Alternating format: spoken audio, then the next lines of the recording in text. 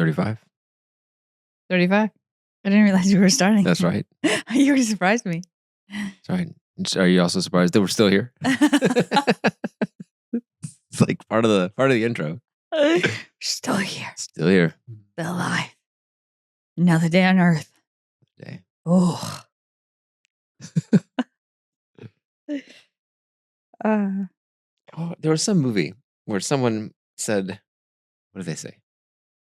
Yeah, every day's better than the next, which sounds like a good thing, but that just means things get progressively worse if you think about it. If every day is better than the next, then today's better than tomorrow, which means tomorrow's worse than today. So the way they said, yeah, every day's better than the next. And I don't even remember what movie it was. And I'm like, oh, that's. It was funny because it was sneaky and clever and yeah. Whenever you could have assumed that every day would be the next day would be better than the previous day, but when somebody words it out today and your brain doesn't actually function in and kick in, you'll be like, wait, what? You know, it might have been Ernest. That sounds like an Ernest thing. He also said, what did he say? Oh no, I can't eat on an empty stomach.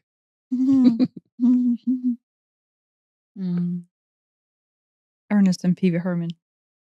Yeah. Kind of like linked together in my mind. They're linked together in my mind too. Maybe because they were on the TV at the same time. They were on, yeah. Were they?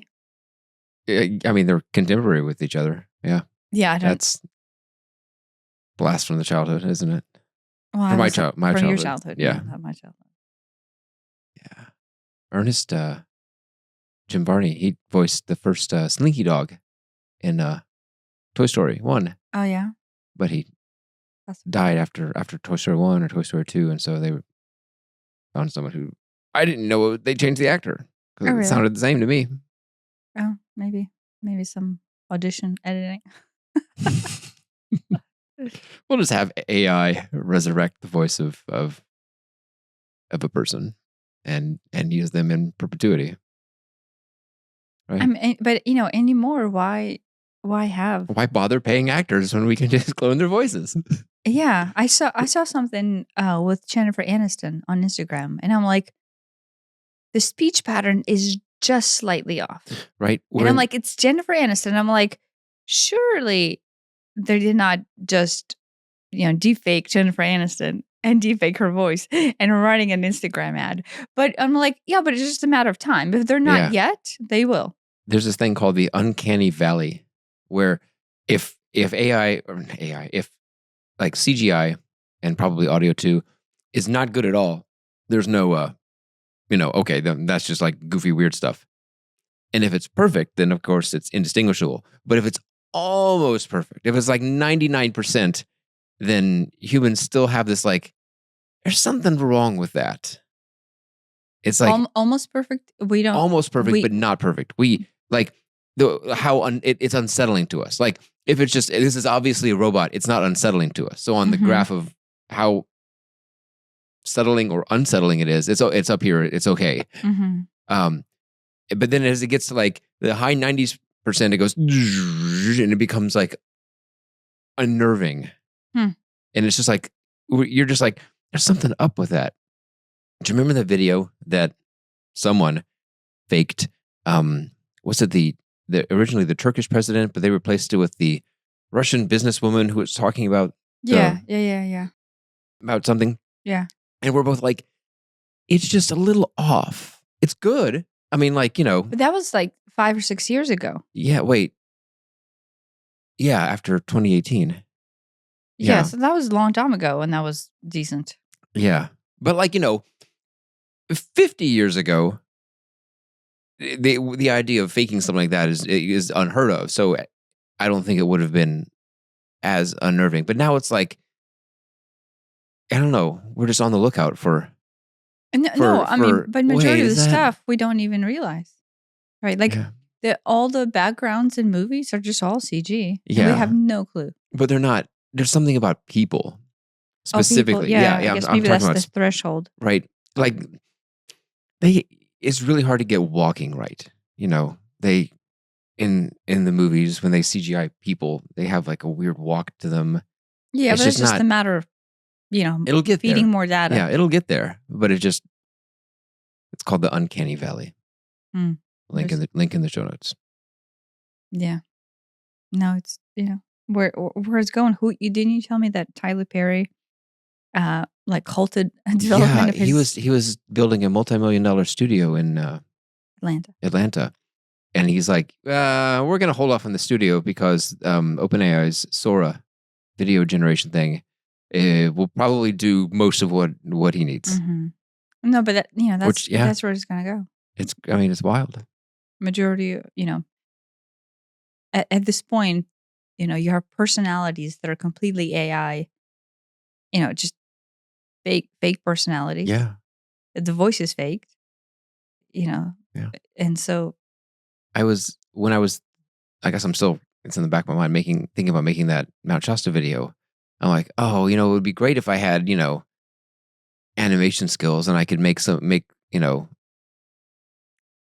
visuals about, the people who live in there and then this and that and all that stuff.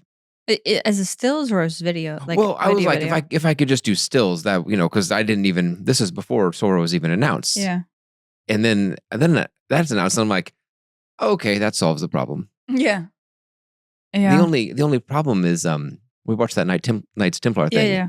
and they used a lot of AI generated images, Mm-hmm. but there's no like character continuity between any of them. Every image stands on its own, and it's not like, oh, here's Hugh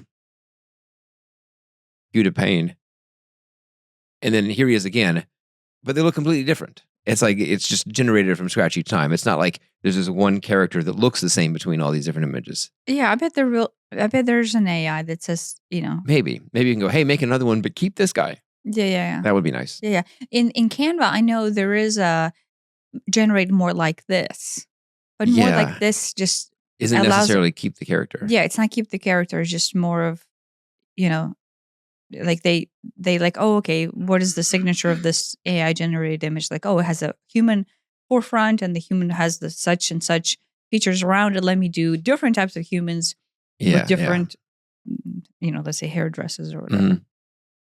Yeah, but you can like narrow down more. In Dolly, you could, more like this also, but it's more like that, but it isn't like keeping the same subject or same background or whatever. Yeah.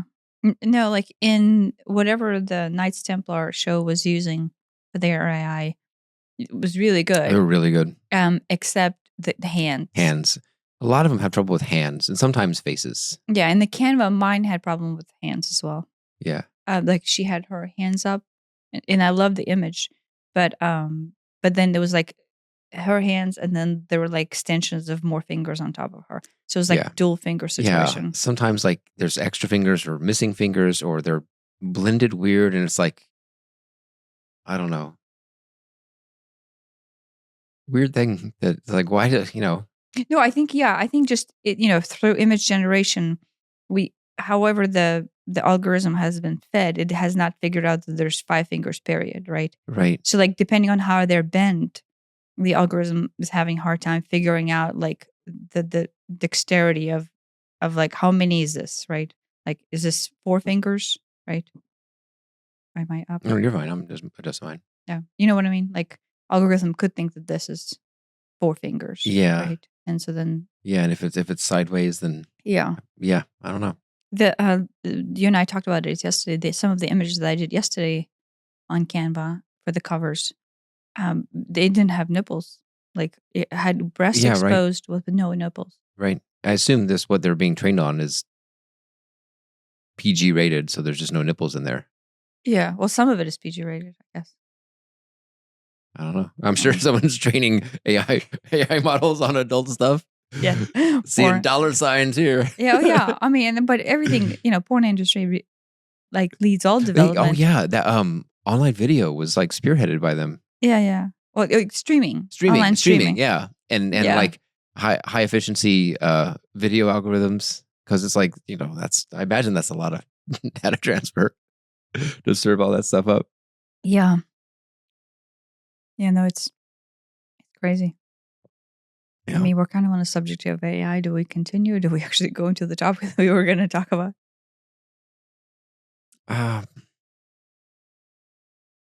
Do you have more to talk about with AI? The AI, this AI is just like generative AI. making pictures, making text and stuff like that. It's Yeah. not like Terminator AI. Yeah. No, but you and I have opinions about that. Oh, all right. Then we'll keep the other topic We'll pivot. for the next one when we're still here. We're still here. Yeah. No, the what you and I have been contemplating and a lot of shows bring up is like general ascension of human soul, right? Which is everything you and I have been talking about it, like even pain body processing and trauma releasing and all this, uh, is actually part of this larger picture that our human psyche or vibrational frequency is de-densifying itself in order to upgrade itself into higher frequency, right? Oh yeah, this is another thing that we'll bring in is the in that previous episode when we talked about extraterrestrials. The clarification that I got is we think of extraterrestrials like, oh, there's this thing that is just like you, but it's from another planet. And the clarification that I got is no, they are of different density, like different, which is, Right. Well, that's what the show said too. The yeah, but Deep Space Show. That's what the show said. But with me, I had hard time, like as a human in the 3-dimensional space, I have hard time realizing how something or someone could be of different base. Right. Right. And it's, density and dimension doesn't necessarily mean like if you asked a mathematician what a dimension is. But like that's like one of the easiest, as hard as it is, that's one of the easiest ways that I can think about it is like, if, a piece of paper is flat, so that's 2 dimensions. And here we are, we're 3 dimension. And if you imagine some creature, an ant or something that's confined to those 2 dimensions of a piece of paper or a table, right? The idea of up and down just makes no sense to them. They cannot fathom up and down. Yeah. In this, maybe an ant can, but hypothetically. Well, it's the flower and the bee story with me. Yeah. Right in my book. Yeah. That's what it is. So if you were to, pass your head through that plane of the table, it would appear that all out of nothing, here comes this, I guess a cross section of you would be like a circle. And then when it would disappear, it would be magic. In the same way that here we are in our 3-dimensional world, and if a 4-dimensional object, creature, entity were to pass through our dimensions, traveling along their 4th dimension, they would just appear out of nowhere and disappear out of nowhere. And in doing so, you could imagine that we can fold a piece of paper and connect, 2 opposite ends of it, making loops and making shortcuts and stuff like that. And so if you are able to manipulate a 4th dimension, and not time 4th dimension, but a 4th spatial dimension, you can, travel faster than light. You can do all these crazy things that, we can't even wrap our heads around what does it look like? And it's like, that question doesn't even make sense because like, looks like it is like defined by 3 dimensions and with our human eyeballs. Yeah. But besides the look like, interpret it energetically. That was the clarification that I got, right? Energetically, we are so in tune and trying to interpret things as we feel them, as we perceive them, that we assume that somebody else coming in from elsewhere would feel the same, right? Or would have the same set of emotions or same set of ranges or same set of interpretations. We just imagine, we imagine when, I think collectively, when we think of aliens coming to Earth, we think, oh, well, they look a little weird, but they're basically mostly like humans, mostly, as far as emotional range and stuff like that. And obviously they have fancy technology and stuff, and maybe they have like limited emotions and they're like cold and calculating and stuff, but they're basically high functioning humans with a weird set of emotions. But, and maybe they look like praying mantises. Maybe they're 3 foot tall grays. Who knows? But yeah, not necessarily. I don't think that's a given at all. No, I think the narrative it could be something, completely changes, right? it could be some sort of, energy being that has passed the need for what we consider a 3D body. It's like, what that like doesn't even make sense to our mind what that could be like. Yeah. Well, but I'll circle us back to the topic, I guess. And so from that, right? If we are on the path of this ascension, where we are now starting to touch on deeper range of interpretation through dimensionality, through a wider breadth of frequency range, right? And we are starting to recognize our consciousness as not something that is indicative of this body. It's not inside. Consciousness is not inside the brain, inside the mind. Yes. So then the process of AI that we're developing, what is designed, right, to interface with mind, Right. I mean, with consciousness. right. I mean, in a Neuralink style, and ideally even smoother than planting wires. It's like, yeah, I mean, today AI is interfacing with your mind. It just has to go through the slow process of going through your fingers and going through your eyeballs or your ears or whatever. Yeah. And, and to Elon's point, yeah, his goal is like, oh, let's bypass the fingers and let's bypass, neurological signatures he had, and just go straight into. He had some, I forget what rates he had, but it's like, he's like, eyeballs can take in however many megabytes per second of information as a video, or however many, probably just bytes per second if you're reading text. Mm-hmm. And, best case, human typers, very few people type faster than 100 words per minute. So that's just it. You're not, maybe you can talk 200-300 words per minute, upper bounds of 1,000 words a minute. Nobody is outputting more than 1,000 words a minute. Yeah. Nobody. It's just not possible. But yet you can think faster than that. Yeah. In concepts and stuff like that. So I get the appeal of, oh, well, guess what? We've just 10x'd how fast you can interface with AI. I get that. I understand the appeal in that. Yeah. I guess I do not think that I have authority to speak on exactly what his goal is with Neuralink. Mm-hmm. I know a little bit about it, but not enough to where I would say, yeah, I have enough information to where I can expert myself into conversation. But I think the Terminator style interpretation, we think of AI as this like a robot, right? That has a computer in it. Right. Like Terminator left us with this legacy that AI is a sentient-ish robot or system or software that creates, hardware robots, right? Terminator style, let's say robots, and implants basically one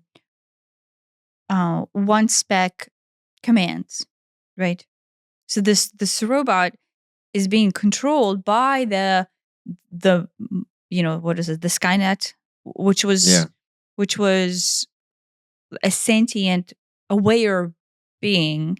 Yeah. Then propagated itself into survival through creation of physical goods or means that had one signature or one purpose in life, right? Right. So they were functioning, but they were functioning under the prime directive of here's my one and only goal. Right. I'm trying to remember what the original. Originally they handed in the franchise, humans handed over the power to make atomic weapon decisions, when to launch, the United States at least, to Skynet. because humans could make errors. We could get emotional and I'm angry at them, so I'm going to launch, or oh no, I don't want to retire, whatever. Yeah. And then, but the computer would it would just be calculated. It would be logical. Right. Which again, I understand the appeal of that. Yeah. Because yes, you like almost all airplane crashes are due to human error. I see. I don't understand the appeal of that. I Because understand the most appeal of the of decisions, right, from extraterrestrial standpoint, when they're making a decision about altering this particular part of Earth in order to revert it back to the desired biological ecosystem, that is a very logical decision, very calculated. Like, look, Earth needs this part of land to be X. It's currently not X. This is extremely important for the biodiversity and the longevity of the planet. What do? We alter it. I guess. Have you ever seen Dr. Strangelove? No. In it, spoiler alert from this movie from the 60s, the Russians have created this doomsday device where if they are ever attacked, it automatically launches a counterattack. Yeah. But they haven't announced it yet. Oh. And so some crazy... Why haven't announced it? They were going to announce it later in the week. Oh, okay. But it's already active. Mm-hmm. But in the meantime, some crazy general has ordered people to fly over there and drop a bomb. Yeah. And the whole plot of the movie is everybody's trying to stop this airplane in the middle of the air, or a fleet of airplanes. We're like, here they are. They're right here. We're telling the Russians here, shoot them down, please. They've gone rogue. So if the AI is basically, if it's just known, hey, we're not going to initiate, but we will counterattack, then it basically, and it's known, which is the key thing here, then that basically nobody would ever attack first. Right now, if Russia were to drop a nuke on a city in Ukraine, would United States, would NATO attack Russia with a nuclear weapon? Is it definitely yes or definitely no? I would say maybe like 10% chance yes and 90% chance no. Why would United States drop it? Because we're number saviors one of the world. We're the world police. I mean, Right. in that instance, if or if they were to drop it on a NATO country, right? Would a nuclear retaliation actually happen? Right? Because it's like, because if we nuclear retaliate, they're gonna, boom, boom, boom, and all of a sudden we've launched everybody's launched all of them. Yeah. And nobody wants that. But I mean, but you and I have been discussing this topic for a long time, fighting fire with fire. Right. Right. You become evil. When you fight evil, you become the evil that you fight. Right. But so the idea that we or they may or may not launch back puts this, well, we probably shouldn't, but there's a chance we might get away with it. Not that anybody should be attacking first, but if it's just the appeal to me of having AI run it is it's just known. Hey, this is outside of our hands. If you do it, this is, here's what happens. Yeah. But here. When I say the appeal is not that it's going to be making military decisions, is that we don't even need AI for that. That's just like, that's like a problem that's solvable today. What we face with human psyche is a huge emotional range, like a very, very large emotional range that has highs and lows and has all the blind spots. Right. Not to see the larger picture based on our personal trauma and pain body. Yeah. I mean, right. Yeah. So the rogue agent in whatever that Dr. thing. Strangelove. Yeah. Right. Why are you going rogue? Because the fear of whatever Russia represented to him from his personal trauma has overwhelmed all cognitive processing, right? And his truth is identified in this one moment of like, this is my path into survival. You can imagine if it comes down to, let's say, the president's choice to launch or not launch, right? You can imagine that on the day that the president's wife dies, he might make a different choice than on the day that the president's grandchild is born, Yeah. right? Yeah. No, we have a huge emotional right now. So, right. But I am so much pro us as humans having that emotional range and making the right decision within a full breadth of awareness, what it means to be responsible for a country, what it means to be responsible for the red button that presses the launch of the nuclear weapon, right? Mhm. What it means to protect this portion of land and biodiversity for the sake of Earth on our behalf, as opposed to allowing either AI or sentient extraterrestrial conglomerate to come in and make those decisions without the range of emotional responsibility that we have. Do I see benefit in them? Yes, right? Because if they look at us as, yeah, you're a consciousness implanted in this body, in this form, and then thus, right, you dying here in this lifetime means absolutely nothing to them because guess what? You have bajillions of others and you're learning all these lessons elsewhere. But Earth, as a biodiverse planet, means something, something a lot more strategically to the rest of the galaxy Mhm. beyond any one life, Yeah. right? They don't see us in the scope of our individualized essence because to them we are a brushstroke, right? Good, bad, I don't know. But I think the reason why we exist on this earth and we have the emotional range that is available to us right now means we should be responsible for taking care of this planet. But then, and that's the key, we should be responsible. Mhm. And thus far, we have not been, right? Thus far, we have been failing at our responsibility to the planet and to our global collective to be responsible for much less others, but really for ourselves. Right. And so Elon's stand on life is, guess what? Look at the 8 billion of us. We have had thousands and thousands of years to be responsible. And yet, here's all of us, including himself, I'm assuming he holds himself responsible for that, failing to show responsibility. Yeah. So at that point, you basically go into the AI Well, or into let's just delegate responsibility to a machine.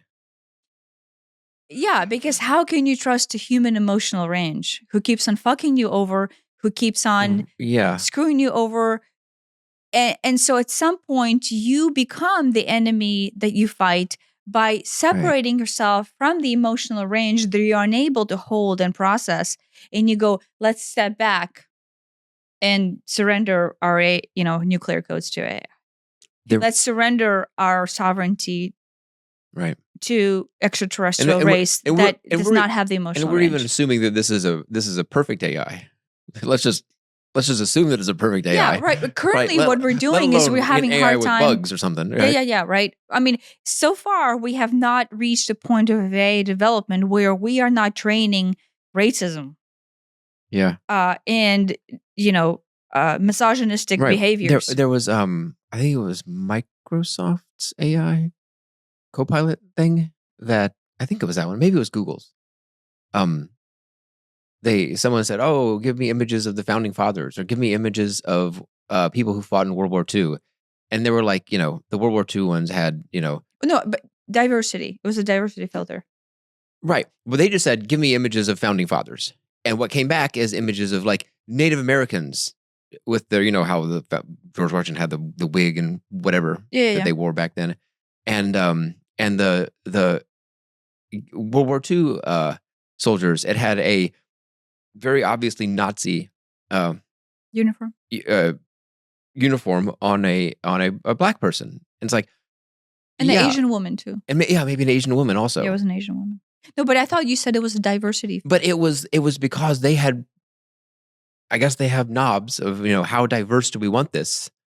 Because I imagine that most of the training data is white people, which is its own problem unto itself. But if most of the training data is white people and the AI is like, 99% of the time a picture has white people in it, they're like, well, let's crank that up, which is not necessarily the wrong thing to do. I get that.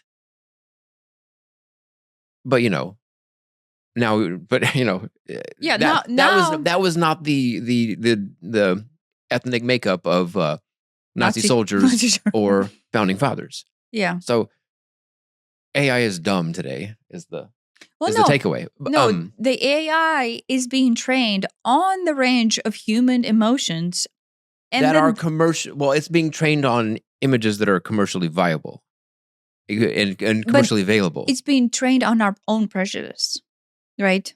The commercially viable commercial propagation of what Earth has been thus far has been a result of our cumulative trauma, individualized and cumulative trauma that we have not processed. Right. And that's everything that, through the laws of manifesting, we're manifesting AI that it continues to exist within the trauma self of our personal, unawareness, let's say. Yeah. Right. I just want to say one more thing about nuclear stuff. We can move away from that. Back in the 60s or 70s, and I'll link to the article here.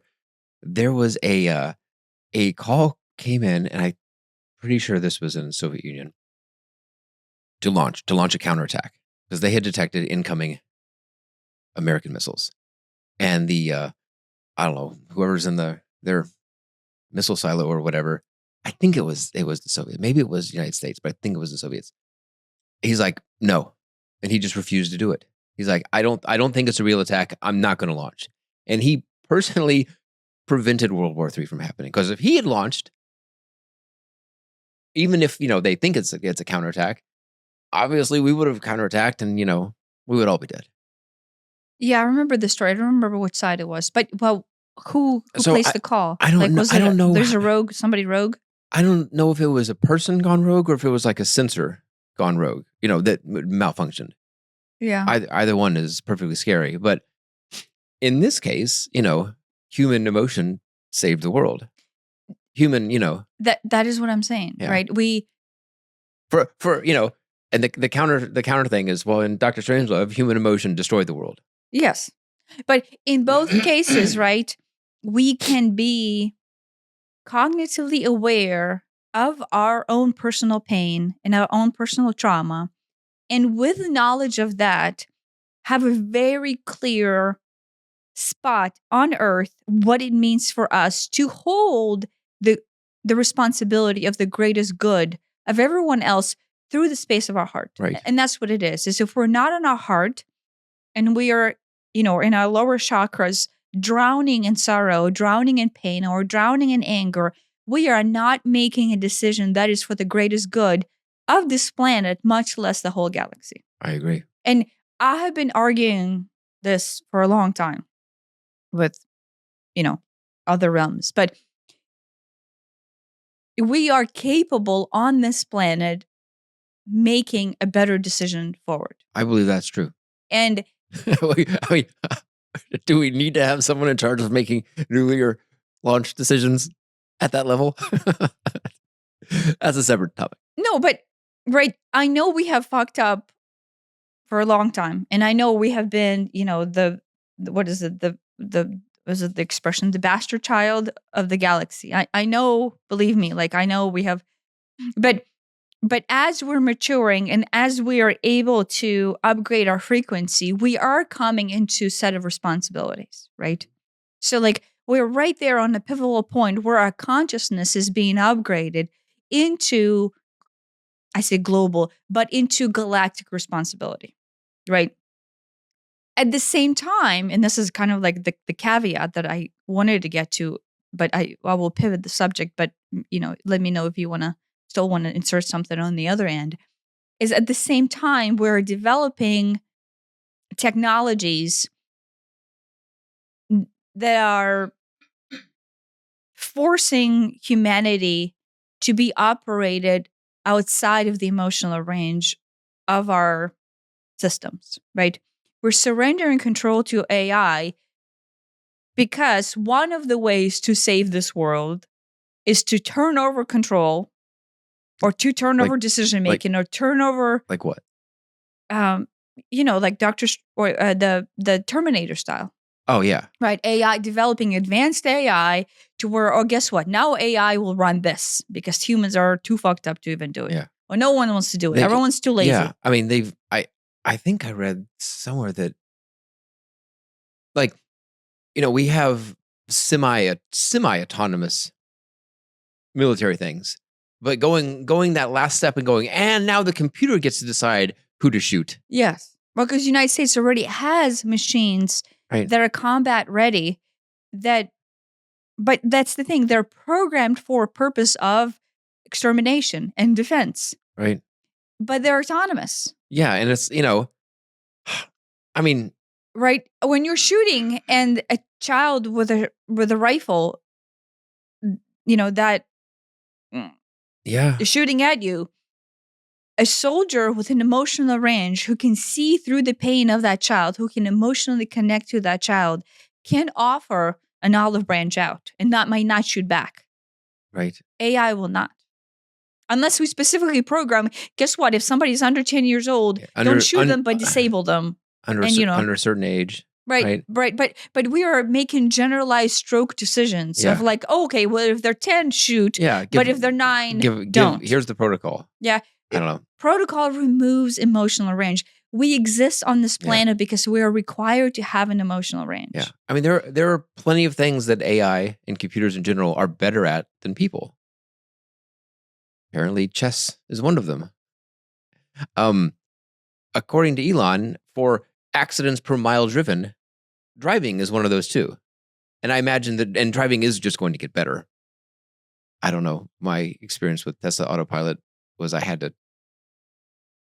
swerve it to miss a pothole and swerve it to miss a car. Yeah, manually. Just based on our experience, I would not let Tesla Autopilot drive me and my family right now. Right. Not without paying even more attention than normal driving. In fact, I mean, I'm just going to get into the bitching session about Tesla right now, so I shouldn't do that. No. Yeah. And so it drives different than I drive. And it drives different than you drive. And so it feels extra weird. No, I'm just talking about when there's a construction zone. I mean, we're getting off subject. When there's a construction zone and like the lanes are not what they are standardly are, Tesla does not know what to do. Tesla's like, I will stay in the middle of this lane, which is probably the right thing to do most of the time. But when it's a construction zone and you're right next to a semi truck who's, and there's concrete barriers, you don't want to be in the middle, because in the middle is really close to that semi. You want to be kind of I'm talking out about of the lane. I'm talking about whenever we had autopilot on and we allowed Tesla to drive, and then it was construction area. It got confused on the lane switch. Oh yeah. That's what I'm saying. Because the lanes aren't really necessarily marked. Yeah. Right. Yeah. No, at the same time, this is, so I will preface this. This is not a Tesla issue. This is a Mercedes issue. We were in Mercedes. I think it was GLC 300 maybe. And we were driving. And we were not on the autopilot. We were on like crash prevention sensor. Which is just on by default. Yeah. As it should be, because it probably saves more lives than it hurts. Yes. But we were crossing the intersection. Whatever. And the crash detection, or whatever this crash detection sensor was, decided that the crash was imminent and they needed to slam the brakes in order to prevent whatever the fuck it thought it was. 2 or 3 times on this trip. Yeah. I think the sensor was aimed a little to the left, and so while my lane was clear, there were cars stopped in the left lane to make a left turn. But it was a red light. We were just crossing an intersection. Right. Well, they had a left turn, a red on left turn, and we had a green to go forward. And it thought I was going to crash into them because I think it was bent to the left or something. I don't know. But Either there way, you go. Here's an AI making a decision on the fact that the sensor is slightly off. yeah, And if you were not paying attention, it literally slammed on brakes in the middle of an intersection to yeah, where the cars behind you, if there were right. some, would have ran into you. If it was a red light and you were stopped and you did not basically override the Right. autopilot. If it was like, oh, I think I can make it if I go fast type of situation, but if I don't, then someone's gonna T-bone me from this. Yeah, it was terrifying, and Yeah. I'm like, no more. I went in and I turned that thing off in the settings, and Right. No. Of course, that is a that's feature to Elon's point. And Is that that- I better mean- than a human I not mean- noticing something from the side? and Yes. that is obviously it is a defective sensor. Yes. And obviously, I will point out that was a Mercedes, not a Tesla. So this Yeah. does not have to be a thing towards Tesla. Right. But if we're going to do things to Tesla, we we had a rental Tesla, and we had it on autopilot just because I wanted to see how this works. And it was I mean, it drove, sure, but it drives weird, which is fine. Okay, it's driving in a way that I'm not used to driving. If I see that they're stopped up there, I'm not going to be accelerating at the speed or maintaining the speed limit until I have to slow down. I'm going to slow down well in advance. Am I an old fogey? Maybe. But maybe that's just driving style. It pulls into the neighborhood, and now there's no markings in the neighborhood. It's just it's almost like a 1.5 lane wide Right. road I mean, it's plenty big enough on for one two. side. Yeah, But yeah. then when it opens, it's almost like 3 lane wide. If you had to, It's like it's divided by an island in the middle, and then it merges into one. Mhm. And there was a car parked while it was still divided, so it's big enough for 2 cars to pass, but not much bigger than that. And there was a car parked there, which they shouldn't have been parked there, but that's No, we have cars parked on the side of the road all the time in our neighborhood. right. But you shouldn't be parked there. It's not you're gonna have to deal with that if you're driving. That's what Mhm. driving is dealing with. Well, that shouldn't be like that. Well, you're dealing with outliers. Yeah, And that's yeah. and that's where the perfect- autopilot is perfect- questionable. yeah, Is the outliers? A perfectly empty straight road. Yeah, that's easy to drive on. Yeah, what do you do when the lane goes this way, but the road actually doesn't? That's Yeah. the problem. I guess Elon's point is you always should be responsible for paying attention because during those outliers is when the autopilot is still, yeah, questioning itself. Yeah. Well, let me finish this one. So, I think it would have hit that car if I didn't. It didn't grab. I had my hand on the wheel. I didn't jerk it out of the way at the last minute. I don't know. It would have come very close.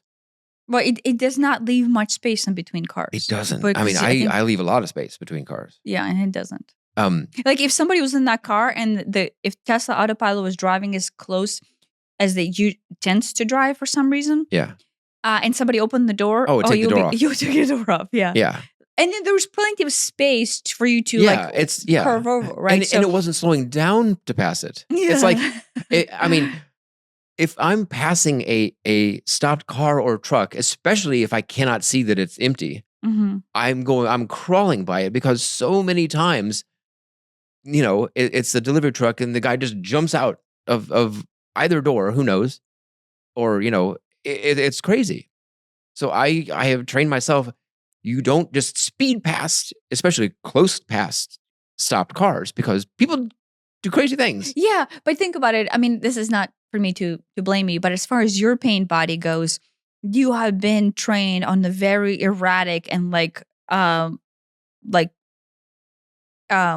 the word? Neurotic? Like cautionally and neurotic style of driving, Yeah. right? Like just the way you were raised, and I think the way you were introduced to driving was very like, Watch out. oh, watch out, watch out, watch out, watch out, right? Yeah. Now, I say that as our 16-year-old was learning to drive, I could not handle it. So you did a much better job of that than I did.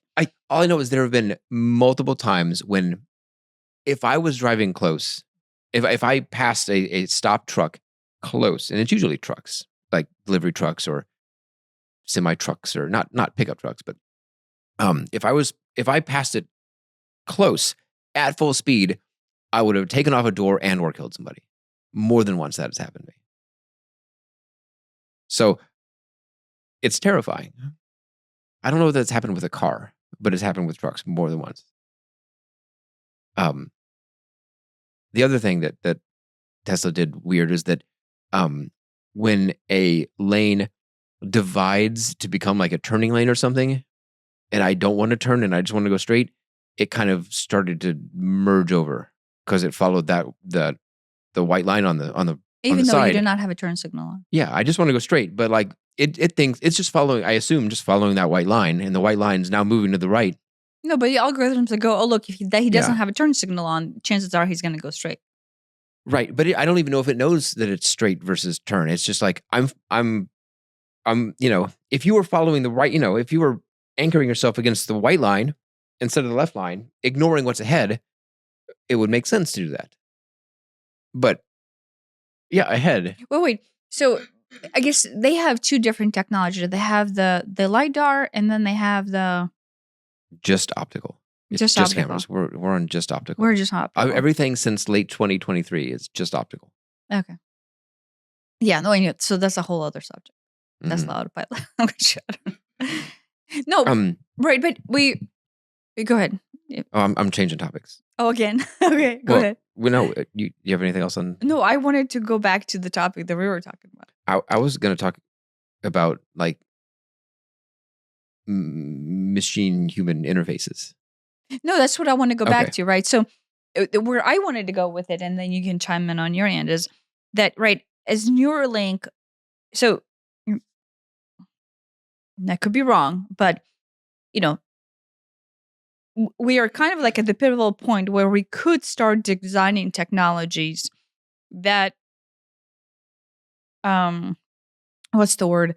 Augment. Augment human body, right? Like, but the way we're going about it right now, from all intents and purposes, looks like we are ignoring the consciousness, Yeah. the global consciousness, and also individualized interpretation of consciousness, and we're treating consciousness as sentient to this form, right? Now, Right. I could be wrong, and that's what I'm thinking. I am wrong because majority of people in AI right now are starting to, I don't think you can openly go out and say, oh yes, we understand the consciousness is sentient and is not localized to the system. And then therefore what we're trying to do is we're trying to use this form, this body, as an interface with actual consciousness and not brain consciousness. I don't think that's what they're doing. I think, and I used to have this view that But there's two trains of thought. I think some are doing that. maybe, I hope so. But I think that most people of a scientific nature have the belief that, and I used to have this belief that a consciousness is a function of the brain. It is completely inside the brain. And not only that, if you were able to scan the brain molecule by molecule and reconstruct it in software, it would be equivalent. It would be, and boot that up. That is you. That is 100% indistinguishable from you. There's obviously no room for a soul in this model. And consciousness is just a function of all these neurons that happen to be wired together in a really complicated way. But if you could model that accurately, ta-da, you have a duplicate of Elliot inside of this machine. I, at this point, do not believe that is true. I believe you could probably do something interesting with this model of a brain, but that is not a copy of me and would not behave the same way that I would behave, and certainly wouldn't have a soul, and I don't think would have what I would call consciousness. Can you make something that would convince something that would be convincingly conscious? Probably, in as much as ChatGPT is basically convincingly conscious to talk to it. Yeah. But it's obviously not. Point A.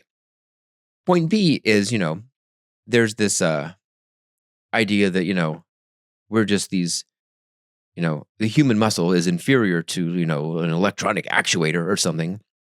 And you could replace arms and fingers and legs and feet and whatever, and your heart, and let's save the brain for later. But you can the entire body could be replaced by mechanical, components, and it would be just about the same. And I don't think that's true either. I think, if you are missing an arm, then a mechanical arm is probably better than no arm.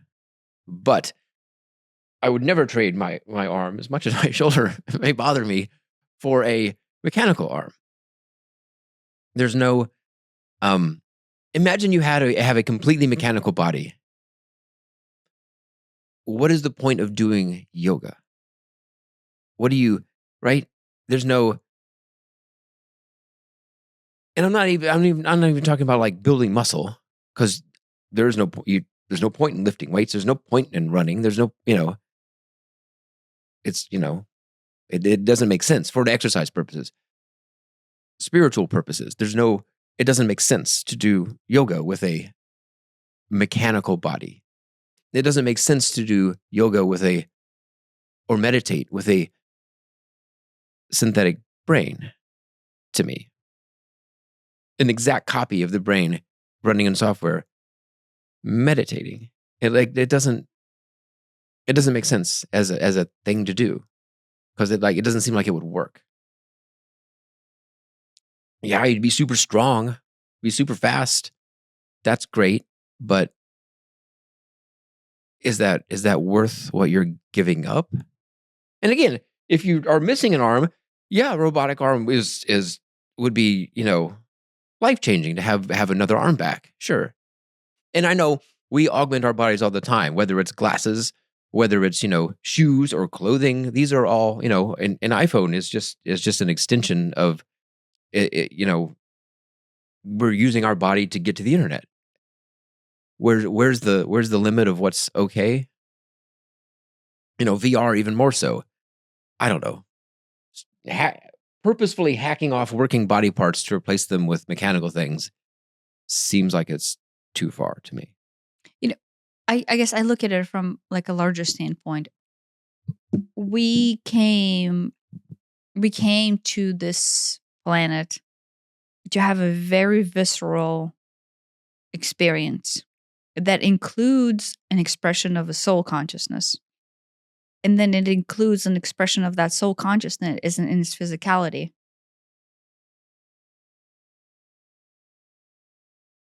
And in my case, I can see it includes the expression of that physicality in such a wide range of forms, right?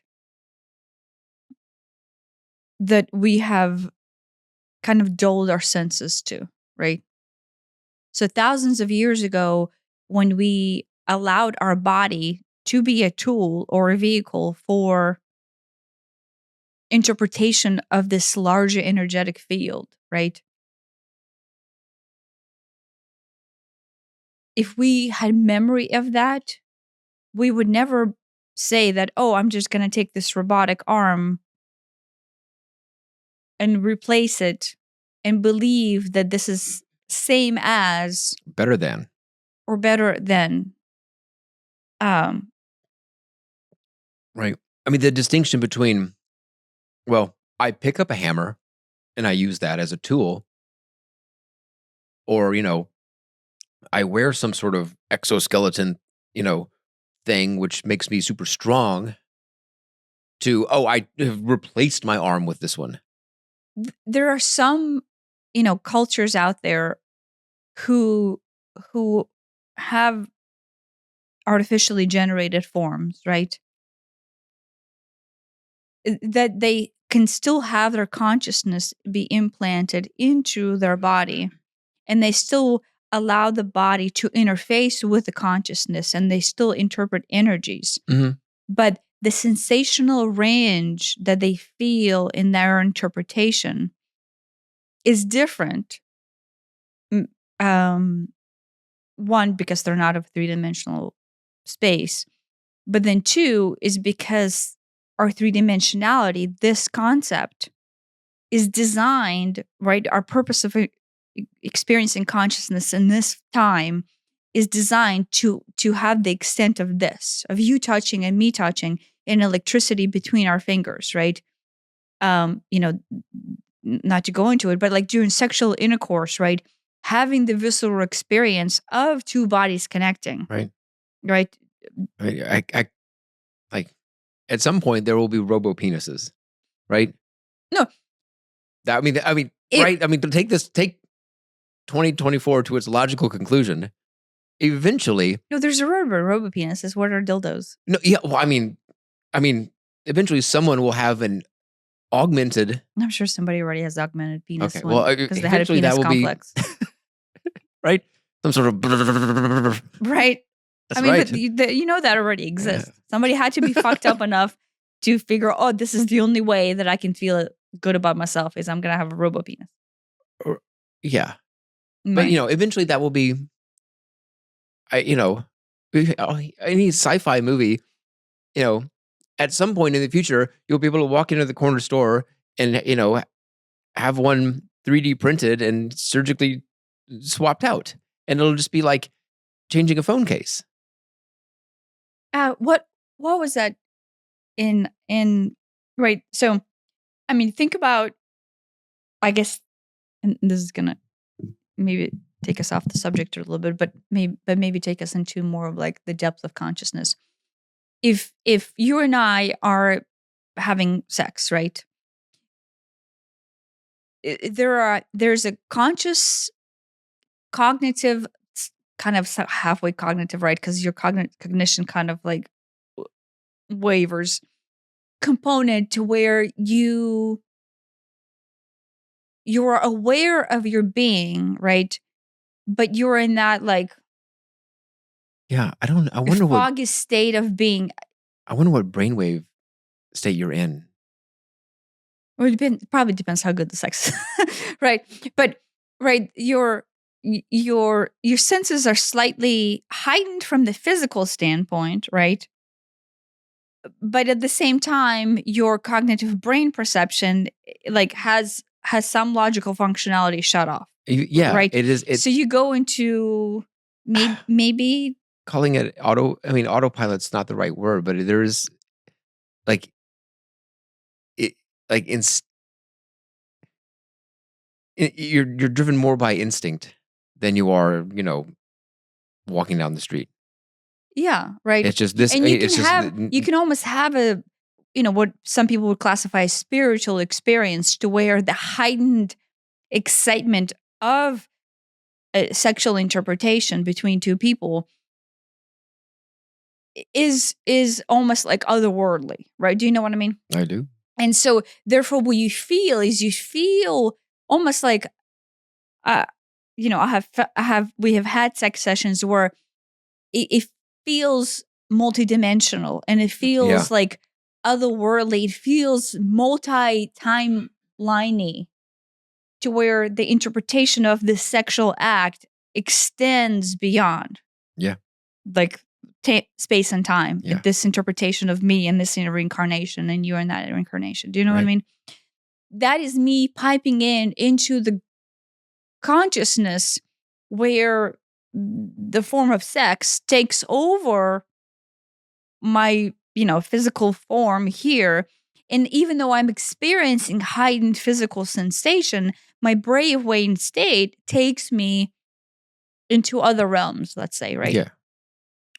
Right. So if we just run with that, if anybody had a sexual experience that isn't anywhere close to that, right? When you're in that zonked out state, but still cognitively aware, how can you possibly say that your consciousness is this thing right here? And what you're experiencing is the direct result of the only thing that is happening on the physicality between you and your partner. Right. Even if you don't know how to meditate, even if you do not believe in higher consciousness, if you never done mushrooms or LSD or been on ayahuasca, But you had a dream, which is also a yeah. But some people like don't know how to classify dreams. right? So some people believe dreams are just like, oh, it's just your mind, Brain's going still crazy. your physical mind going crazy inside, right? But in a time of sexual intercourse, that would be the time where you cannot say that your consciousness is localized to this box. Right. I mean, Like if anyone had any kind of rudimentary proper sex, right. I mean, what is that? because there's almost like this, like, I don't know if I want to use the word entanglement of the two people. There's this weird connection, Cosmic connection. But But I mean, physical connection, sure, but like there's this etheric connection that happens that you connect with, right that's outside of this form. Yes, Well, you're having outside of this form. If you're having sex with me, I mean, have you ever had sex with me to where you're like, yes, I have had sex with you. I know that's what you wanted to say. We have 2 kids, so we've done it exactly twice. Or twice. Yeah, our children thinks we had sex 2 times because we have 2 children. 3 times because they walked in on us once. Oh, that's true. That's awesome. He comes in and he goes, ah! And he starts running out of the room. This was like just a couple months ago, so he's already old enough to understand the concept of sex. A year or 2 ago. No, that was like less than a year ago. It was just like this last summer. Oh, was it? Yeah. Yeah, it was last summer because we came back from Europe and we were still on European time. So he was already 16 years old. So we did not traumatize our child with it early enough. He's 16, so he was well aware that there's such thing I don't as know why sex. he didn't sleep in, because he always sleeps in. Because you were on European time. That's why it was, yeah. Yeah. No. So have you ever had sex with me to where let's say your mind, right, your beta state, your baseline beta, right, is shut off. And then I will not look at this as you discounting me as a human being, but what you're connected to is me outside of this interpretation of Tanya. Yeah. Right. And then has it ever transcended itself to where interpretation of Tanya was not localized and it was ethereal? Yes. Right? Yeah. In that state, where is physicality of this box interpreting you and me in this body? Elsewhere? I don't know. Do you see what I mean? So if we are neurolinking ourselves, imagine that. How is that possible? If your brain is just software inside of a computer, right? How is that possible? I mean, I guess it's it's more believable that it's possible if your body is not, because then it's still your consciousness is elsewhere. But that's the thing, is in AI development, you have to recognize that your consciousness is elsewhere if you want to do it right. Yeah. So now, I do not know who in the world of AI, if OpenAI is approaching it from the standpoint or not. Well, if you are developing AI, you have to develop AI to interface with the consciousness, with the understanding that the consciousness is not locked up in this form. Right. And AI, a quote, conscious AI, does not necessarily look anything like a human consciousness. Yeah. We may have conscious computers at some point that are just apples and oranges to what a human consciousness is. But I don't believe that human consciousness can be replicated in a computer. Not our level of computer. I don't know that it could be replicated with any sort of artificial thing. Maybe, but that's much further away. I think we will get to artificial general intelligence where this computer is better at basically everything than humans are. That's the goal, right?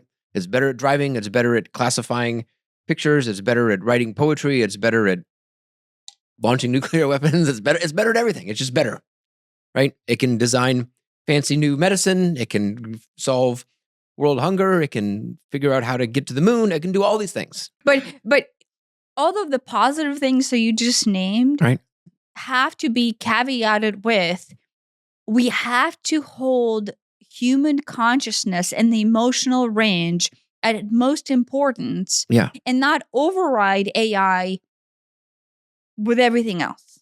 I right? mean, wasn't that Asimov's?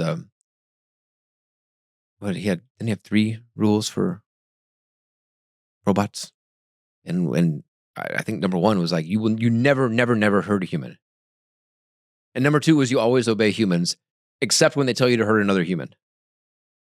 Yeah, but maybe number 1 rule of all AI should be human consciousness and emotional range should be held as the like token of responsibility As the utmost thing. at most Yeah. thing into all development. Right.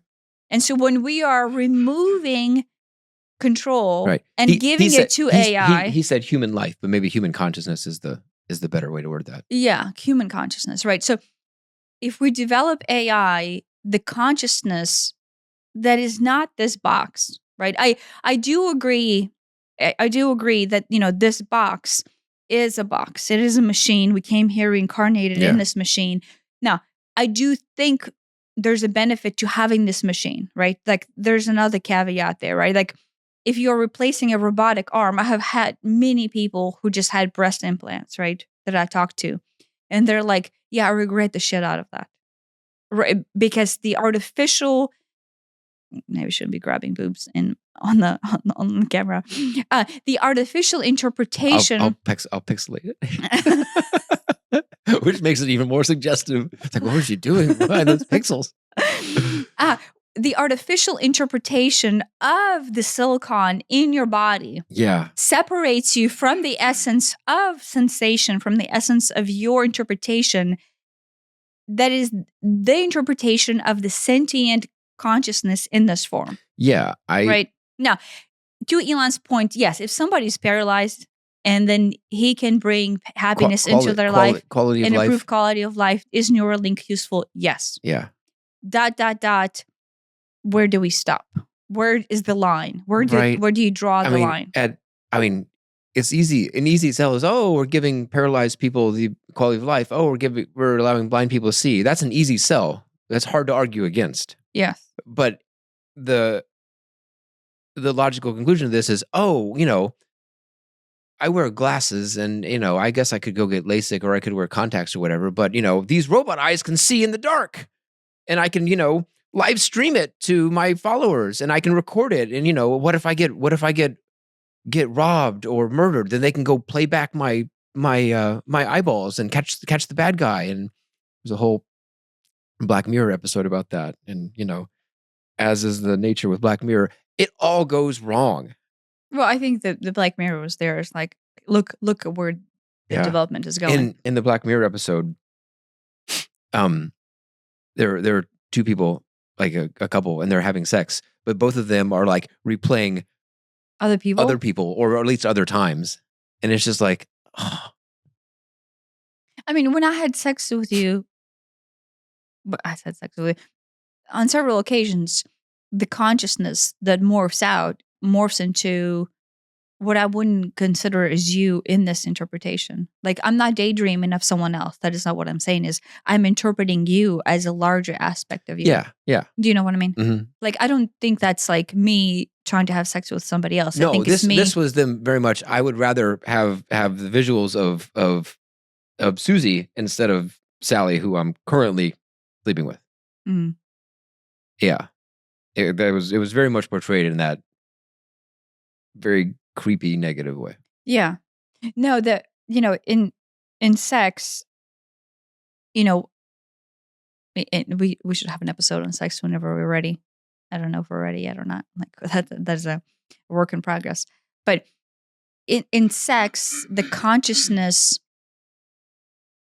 depending on how much personal development you have done or meditation one has done, the transcendental experience of sex, all aspects of it. I'm not just talking about the orgasm where you're completely, where your kundalini is so high that you're just buzzing and then you're completely out of this phase. I'm talking about just the, everything that is involved in the process, even if you separate the orgasm out of it, is very otherworldly, like to me, more so than ever before. Yeah. Right. Yeah. In that and then I think through the meditation and through the like releasing of the density, it is becoming more and more otherworldly. And so, like, as you interpret that, I mean, I think that's what tantric sex hints at. Right. I mean, like what you said there, like the whole removing, the orgasm is almost like its own thing. Well, It's like orgasm, it's like, that's great and all, but that's it's like its own thing. yeah. Like if your mind is present in the sexual act, I'm gonna leave that in. oh, just leave that in. I like your sneezes. Now I have to because I've acknowledged that it's there. Oh shit. You don't have to leave it in. You can just chop this whole thing out. Right. If your mind is present in a sexual act and you are in the present moment, but you almost go into that meditative state, which is with me, it's really hard not to go into that like open mind meditative state during sex. You like, I don't know, you become like multidimensional or extra dimensional, Right. and then you interpret sexual activity in the form of multidimensionality. And I don't want to like say this and then you go, wait, do you even have sex with me when you have sex with me? You're there, but I am not my cognitive limited self. Right. And then you are not your cognitive limited self. Instead of just happening at the 3D level, it's happening at the 3D level and higher levels simultaneously. Yeah, but higher level is like large. Yeah. It is very large. It is very large.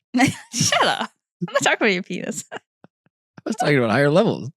Whatever. You set it up for me. I know. I set you up for so many things. You've said so many things on this episode that I'm just like, I say a lot of things that I'm completely clueless to. I gotta hold it back. Anyway, wait, As it what was were. I? Maybe this is a starting point. If somebody is in development of artificial intelligence and they're trying to design an interface or an idea behind, I'm not talking about like, Sora interpretation of video generation. I'm talking about sentient existence. Right. You have to start with, maybe this should be written into the rules. You have to have sex. I know this is gonna be really strange. But when you interpret yourself with sex and it is not pedophile sex and it is not porn sex and it's not masturbation sex and it's not pain body sex, it is, let's say, tantric interpretation of sex. So now, like, maybe no one should be allowed to do AI development unless they have interpreted tantric interpretation of sex. We're going to have a lot of unemployed AI people. No, but right, but you cannot force someone. There. You cannot force someone to meditate and then have a transcendental meditative experience or do LSD. But I think plenty of people do, right? Or even when you're on weed, right? You can touch your consciousness being larger, right? Like there's no way that somebody in AI did not have that experience and then went, wait, right? Right. There you go. We think of Steve Jobs as this like asshole. I guess everybody thinks of him as an asshole, but like as this like, oh, he's logical and he's smart and therefore he's not spiritual. And then therefore he was super spiritual. Right. There you go. What nobody knows about him is that he was super spiritual. He went to India. He met with the gurus. And then after his trip to India and meeting with the gurus, he comes back to United States and he develops, basically incredible technology. Right. But that conscious interface that he received, his interpretation of that consciousness interface that he received was not localized to his fucking brain. Yeah, I mean, that's the same as everybody. Yes, but that is... But he knew it. He at least knew it. Everybody else knows it. I mean, heck, I do not know the details about this, but when Elon goes into his, like, zonked out state, where people think, like, oh, he's just zonked out, he's interfacing with artificial consciousness. Right. I mean... Like, does he admit to that? Does anybody admit to that? I mean, in all the famous inventors and composers and everybody throughout history, a handful of them are like, I thought it up. But so many of them are like, oh no, it came to me. It came to me in a dream. It came to me in a vision. It just like, in the shower and I had the solution all of a sudden. And, some people would describe that as, well, it's the brain doing it or whatever. It's like, no, it is being absorbed from the cosmic consciousness. It is being your brain is literally a radio Receiver. receiver, which is the Yes. best analogy we've got is radio receivers to the universal source of everything. Yes. And every now and then the right person gets the right message, and now we have light bulbs. Now we have cars. Now we have rockets. Yes. But what Now I'm we saying, have, what I'm saying is Beethoven music. when we are radio receivers, right? We have to understand that our radio receiver is a receiver of our consciousness that is outside of this form. Yeah. And what we're doing is actually radio receiving into our consciousness that is at all times connected to all consciousness. Yeah. And all knowledge. Yep. Do you see what I mean? Our consciousness is outside of this form, and our radio receiver is simply tuning into our own consciousness. Yes. And so when we have that spark of inspiration and amazing development in technology, or incredible orgasmic sex, what we're doing is we're tuning into our own cognitive experience of our non-localized consciousness, and we're simply propagating it through the interpretation of a three-dimensional form that is this body. Yes. Do you know what I mean? So everybody is that. Like, of course, unless you are, an extraterrestrial already, encompassing this form, and then therefore just using this form as your propagation. And no, I 100% 3D, agree. right? Yeah, I am tuned to the Elliott channel, and you're tuned to the Tiny channel. But at some level, those two channels are connect. Just like every 8 billion of us connect. Yes. Just like every cat and dog and blade of grass and rock and planet and star connect. Yeah. It is all oneness, but maybe this is what I wanted to clarify. It is all oneness. Each one of us an individual array and interpretation of that oneness, which creates the consciousness, right? Outside of this form, consciousness, right? Let's say it's like a little bubble sitting there. Then our radio receiver receives our consciousness all the time. But anytime we have like that moment of like genius is because that consciousness, not this consciousness, but that consciousness had a spark of magnetism or electric influx that allowed it better connection into the cosmic knowledge. Does that make sense? Yeah. And you go through history, and it's just littered with these examples. Isaac Newton developed the calculus at the same time as Gottfried von Leibniz. Same time. Just they both, there's no calculus ever, throughout hundreds of thousands of years of human development. And then all of a sudden, two people who happen to be in different parts of Europe develop it. And now Newton gets the credit, but I'm pretty sure it was Leibniz's notations that we ended up adopting. Same thing with how many movies have come out at the same time? There was the Bruce Willis asteroid movie, and then there was the other asteroid movie, like within the same year. Yeah. There was the Bug's Life. There was the was it Ants? Mm-hmm. Same year. Einstein, and I'm trying to remember if it was relativity or if it was his what is it? Electrophotonic thing that he actually won the Nobel Prize for. One of them, someone else had the same thing at the same time, and they kind of got into a little tip about it. And Einstein's like, "Yeah, you can talk about it, but just to make sure I've got the priority here that I was first." Yeah, no, but and so it's all these things, all these major things happened simultaneously. Yeah. Where we were the idea of using of atomic weapons in general was we were making it at the same time the Nazis were making it. We happened to get there first, and or the Nazis happened to get defeated first, whichever. But a couple more months, another year or two, they would have had it too. Yeah. No, but Oppenheimer admits that he received the information from elsewhere. All of the especially like No, it's okay. It's okay, guys. um, early 20th century scientists, all of them were super in touch with that. Right. There are quotes from Oppenheimer and Heisenberg and Bohm and stuff, and these are like they may well have been out of the Tao Te Ching. These quotes are incredible, Yeah. talking about No, but right. the connection to oneness and the Right. spirit and everything. But we have went through the phase of humanity where consciously or subconsciously we're choosing not to acknowledge our spirituality. By spirituality in this case, I mean the non-localized consciousness that is our oneness, right? That is the collective form of our existence.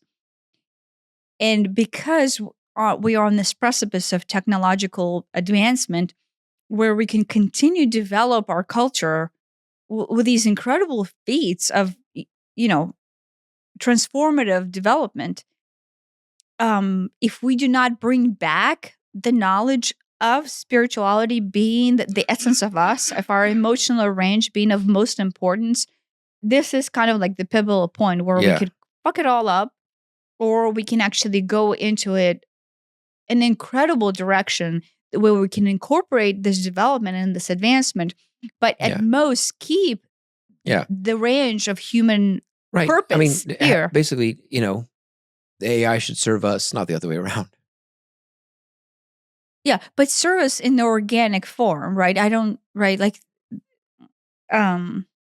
There's this organic place where it belongs.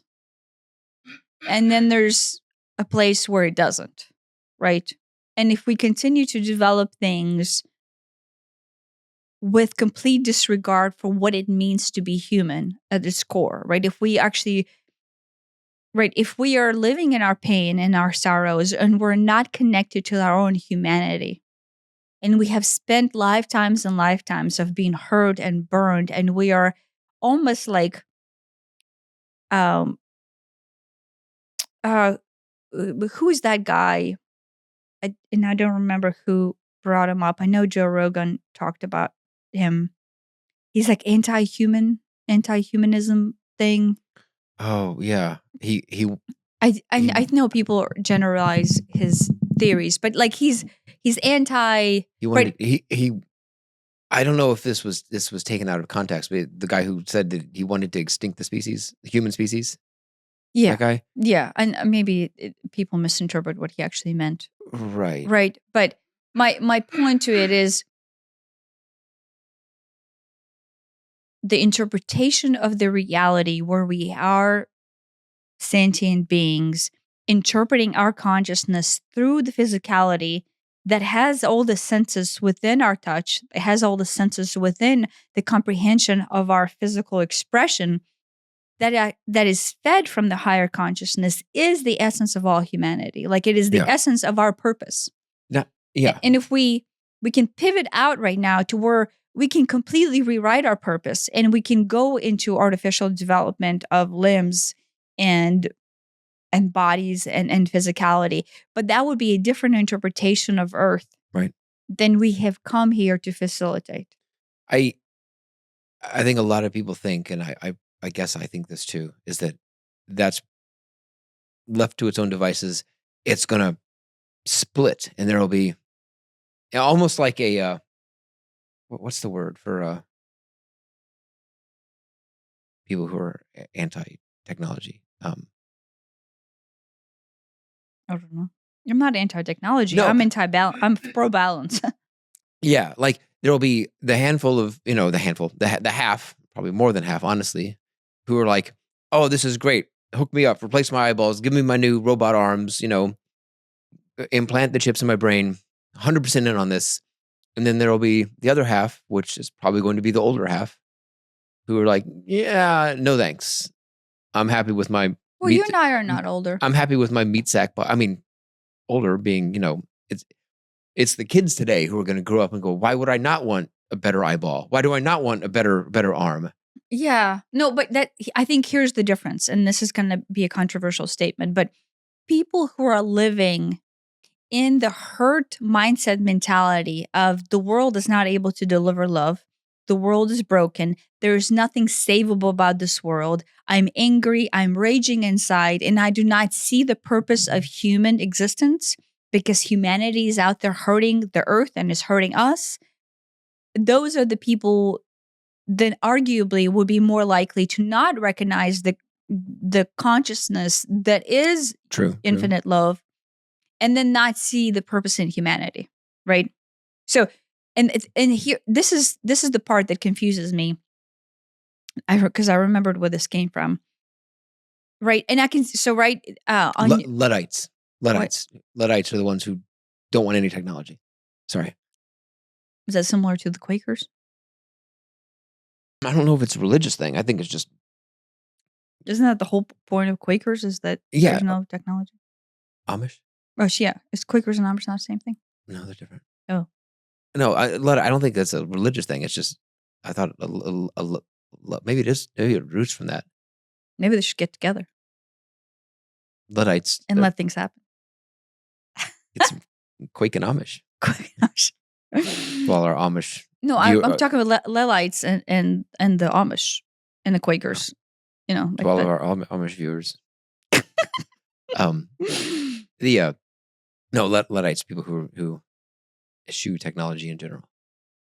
We knew someone who was like anti-technology, and they did not have any phones or TVs and only used computers during work hours because their work happened to involve it. She had a flip phone, and the most she could do is text. And this was, just a couple years ago, right? Yeah.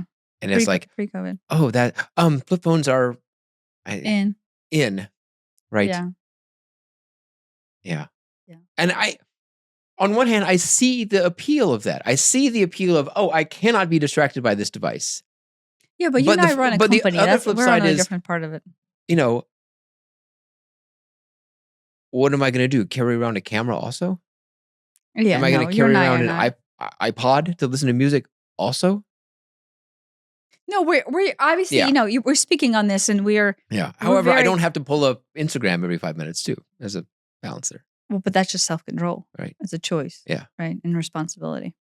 I mean, that's what it comes down to is people lost hope in other beings holding responsibility for themselves.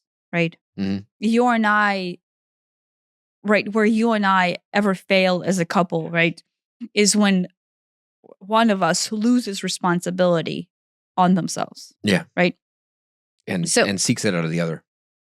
Well, but takes our responsibility and projects it out as somebody else's fault. Yeah. Right. Yeah. Yeah. So this is the question that I wanted to raise. And this is the part that I'm confused about. Because I think it was on Joe Rogan that we saw Elon bring up this dude. Yeah. Because I think there was like a picture of him next to the bamboo sticks, which I was really confused about. That he was branded to be anti-human or whatever. Yeah. Whatever his movement is. And he's like, I'm not going to have any kids. I'm going to do my part for humanity by not having any kids. Yes. Because he is functioning in a pain body system where he believes humanity is innate bad, innate untrustworthy. Bad for the earth. Bad for earth, bad for him.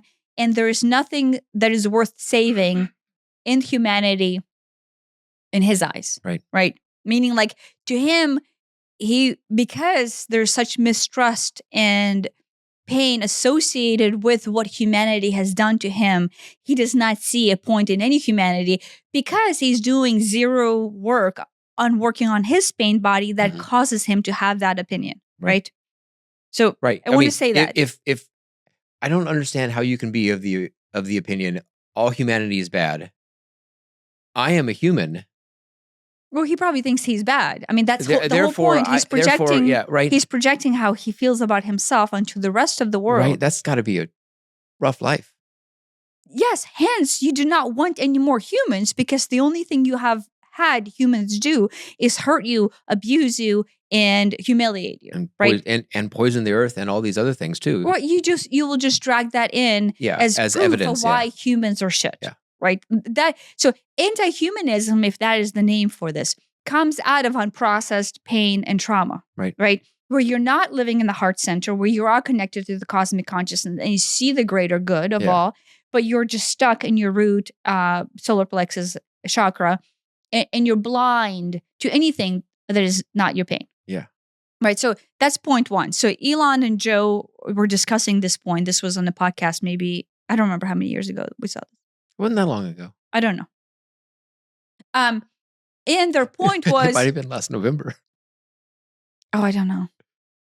Oh, when Elon went on his anti-Semitism campaign. No. When he was on Joe and he was talking about why he bought Twitter and all that stuff. Oh, I don't know. Anyway, so this is what my confusion is. Here's a human being who is living in the pain body, raging basically blindness through his personal responsibility, what it means to heal himself, and then see the greater good in the world, in each human being, and then live in that center of compassion, right? So like him having the bamboo trees behind him confused me because like I associate bamboo with Asian culture, with Buddhism, and then thus Buddhism teaches infinite love and compassion. And then being anti-human when you're learning compassion. He doesn't want to kill anybody. He just thinks that humans should. The right choice for humans is to decide not to have any children, and we'll just extinct ourselves. That was my understanding. Or maybe it's blown out of proportion, and he thinks the population is too high, and maybe we should limit our children. Maybe I'm not exactly sure what his position is, but whether the population is 8 billion, 6 billion, 10 billion, I don't know. My understanding is that assuming we can get around the logistics of it, we can make enough food and there's enough space on this planet for like double the number of people, at least. Yeah. So it's not that. The Earth is not suffering due to overpopulation. The Earth is suffering due to the careless of responsibility of the population that we have right now. Those are two different things. Yeah. Right. So, but if we continue to live in the pain body where we are projecting anything anti-human onto the world, right? We're starting from the wrong place, right? So there's this side of it. The other side of it, and this is what I'm unclear about, is, we should preserve humanity, but at the same time, turn things over to AI. Right.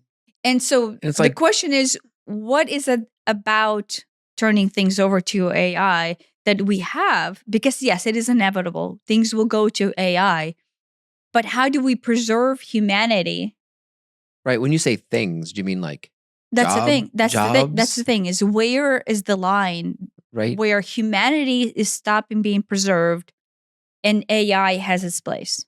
Right. And that is the conversation we should be having. We should not be generalizing somebody's statement of anti-humanism, but also we should not be generalizing someone's statement as, oh, guess what? Neuralink is going to wipe out humanity. Right? Yeah. Those are two very close-minded statements. Yeah. And there's middle ground in there somewhere where the real question needs to be discussed is, what is definition of humanity? And removing your pain body from it and removing my pain body, what is the truth of that? I mean, there are very real, legitimate issues here. A lot of them. There's a lot of economic issues about, in the next 10, 20 years, we already have completely 100% automated McDonald's. You walk in, there are zero employees. You place your order on the screen, and robots are back there flipping burgers and baking fries and whatever, and then your order comes out, right? Yeah. So you could look at it as, here are however many jobs that don't exist anymore. That frees us for creative living. That you could argue that frees us for creative living. Yeah. You could say, transportation is just going to get more and more automated, right? Yes. In the next 10, 20, 30, 50 years, the idea of driving a car with the steering wheel will be like, that's the thing we do to have fun, not that's how we get from here to here. Yes. So the whole trucking industry, probably not going to have too many truckers. Yes. Whole taxi and Uber and everything, probably not going to really be there. Probably the same for flight, probably the same for cargo ships. So all that's a lot of employees all going away. Yeah. Warehouses is another like really obvious thing. Manufacturing things, another really obvious thing that are just they're going to get automated because they're the low-hanging fruit for automation. Whether you call that AI or whether you call that just automation doesn't really change it. The fact that they're just not going to be here in the near to middle term future. What do you do if that was your job and now you don't have it? I don't know. Realistically Universal basic speaking, income? no, realistically speaking, do most people want to sit behind a wheel of a truck for 8 hours a day That seems like and then sleep on the road because they're required to have extra number of hours of sleep in between Yeah, their 8-hour hauls? that seems like an You do that because you're escapist job to well, no, me. it's not escapist. It's you do that because that's the best you can get in order to provide income and security for your family. Right. And trucking pays really well too. Yes, but it is not an easy position to have. No, right? I struggle to drive, 8-10 hours to Florida. I can't imagine doing that every day. Yeah. Maybe that's just not my temperament though. Yeah, I mean all these jobs that are automatable are not the creative, creative jobs will be automated too, right? You've seen how the AI artwork and the AI right Moderna, the pharmacy company, their entire legal team, and I think there were 750 of them, all use I think it was ChatGPT. Maybe it was one of the competitors. They all use that all the time to like write the first drafts of all their legal stuff. Because why would you not? It saves so much time. It's like it's all boilerplate. It's all, Yeah. blah blah blah blah blah. And then you can go in and then you can, add the nuance, the human nuance. And maybe eventually all that'll be automated too. Imagine, in some sort of AI thing that understands, quote, or at least knows the law and all the case law. Yeah, right. Because the chances are the case law is out there. You just haven't referenced it yet. Right. Right. No, I remember when we were on the flight to, I don't know, somewhere in Europe. I remember. Yeah, and I sat next to a guy who was really nice. Australian guy. He was an Australian guy, and he was flying to Brussels, I think. Was it Brussels? Was that where we were flying? Yeah, we hopped through Brussels. Well, no, I'm sorry. It wasn't Brussels. We hopped through Brussels? No, we hopped through Austria. Amsterdam. Wait. We were flying. Anyway, so I don't remember. And one of our trips to Europe, we're flying somewhere. I don't do well on overnight flights, so I was super cranky. And so it's usually nice that Elliot sits to me because then he like kind of dampers my crankiness. But this time, that's what I'm here for. A random rental gentleman sat next to me and he got to experience my flight crankiness. So apologies to him on the cosmic scale. But at some point, whenever I woke up from my terrible sleep, we just like, no, like because I have a Corona mask on over my eyes, and then I have a blanket on, and then I sleep like this upright, but not well. Attempting to for the entire overnight flight not to take off my mask and then take off the head cover, right? So like it's not the prettiest thing. So sitting next to someone who's going through that is probably not his ideal situations, but maybe he found it funny. So at least if there's an entertainment value there. But no, him and I struck a conversation. And so he was Australian, living in Miami, I think, or somewhere in Florida. And he was flying to some conference and somewhere in Europe. And his job was to basically use AI to write advanced code to improve some sort of software development, right? So you're in software development, and I was thinking, that would be, you should have been sitting here, but now you and I can have a conversation. And you and I spend a lot of time discussing his interpretation or what his, he's young, right? So he's in his, let me see, I'm trying to think how old he was. I think he was like 24 or 25. His interpretation of the world being that young is, no, I don't write code. I don't need to write code. I just need to know how to prompt AI to write proper code. That's the whole prompting thing is a whole thing. Right? So There's what a I'm saying whole- is when we're eliminating software jobs. and not just for code, for Everything. writing prose, for writing, for making images. It's like that. It's like instead of knowing how to do it, you need to know how to ask for it. Yes. It's like the genie. Right. So the jobs that will be eliminated will be replaced with individuals who are in the know-how in the software to where they know just enough of how to prompt AI into specific action, but then at the same time have AI write the code, advanced code. He was saying that, I want to say maybe you remember something that would have taken like 1,500 lines or something, got narrowed down to 50. Or it was something ridiculous. So maybe 500 lines to 50, whatever it was. Just the amount of code of him being able to optimize the flow of these prompts. There was a right. I saw but this. His job still exists. Yeah. And AI is not bad at writing code, especially normal code.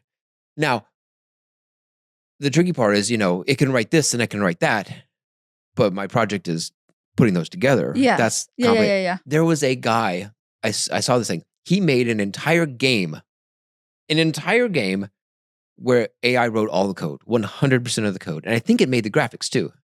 And it was some it was the Angry Bird style game. Yeah, it was an Angry Bird style game. But he said code the game similar to Angry Birds. Angry Bird, but have it was like some other animal shoot down some other animal. Yeah, it was shooting pumpkins or I don't know. But right, and he's it would make code and he'd test it, and then it would be like, well, actually make the things fall differently, and if it hits a block, make the block follow, and he had to keep, and there were hundreds of iterations of this. Yeah. And obviously you have to have experience, turning this, here's a blob of code, turning that into, I need an app and I need to know what I need to change about the in-game physics and everything. Yeah. But in that case we still have the human aspect standpoint with some knowledge that AI is not able to crack, at least at this time, right?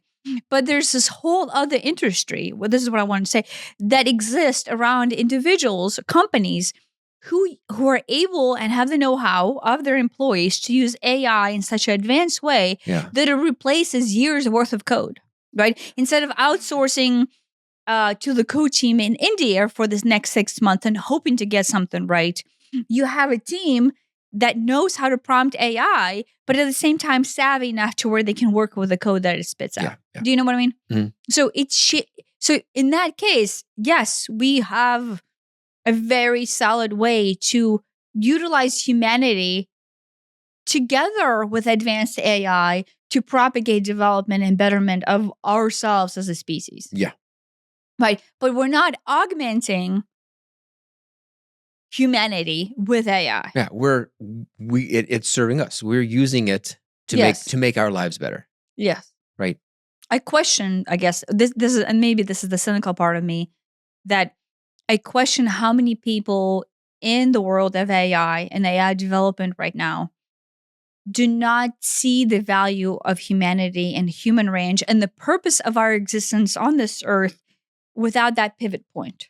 Yeah. Right. And so now, of course, I say that it is okay that there's a portion of humanity that pivots out of human existence. And yes.